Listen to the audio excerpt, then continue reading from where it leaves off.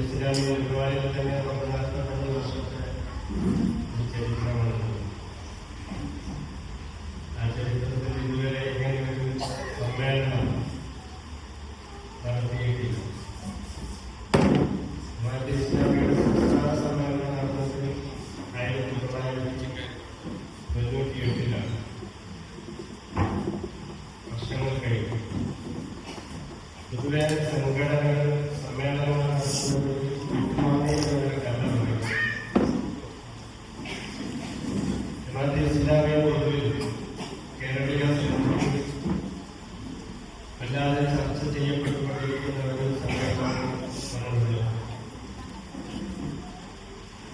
ഇതിന്റെ പിന്നിലും ജമാഅത്തെ ഇസ്ലാമിയാണ് ഒന്നാമത് കേരളത്തിലെ മുഖ്യധാര രാഷ്ട്രീയ പ്രസ്ഥാനങ്ങളും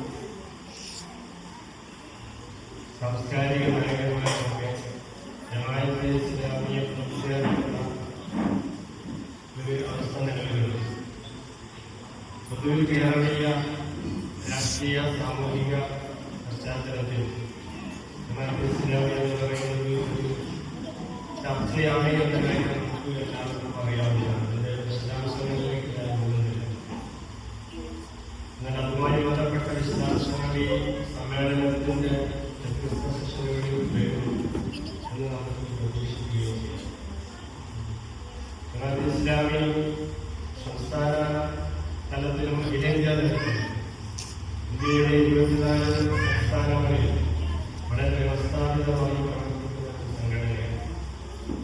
കേരളത്തിൽ വളരെ സജീവമായി അതിന്റെ പ്രവർത്തനം നടന്നു.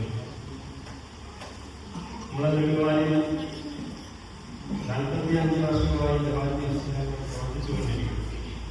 ഇവിടെയുള്ള ഓരോരുത്തർക്കും ജമാഅത്തെ ഇസ്ലാമിയുടെ പ്രവർത്തനങ്ങളുമായി ഏതെങ്കിലും തരത്തിൽ പങ്കെടുക്കുകയും ബന്ധപ്പെടുകയും